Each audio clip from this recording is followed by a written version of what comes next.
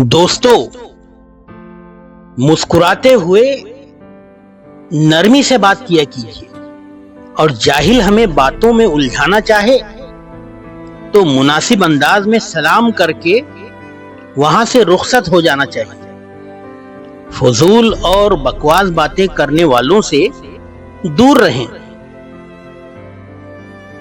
अगर आपकी बहस बदतमीज शख्स से हो तो हार मान लेनी चाहिए, क्योंकि आपकी आवाज कितनी ही दमदार क्यों ना हो, आप एक कुत्ते से अच्छा नहीं भौंक सकते।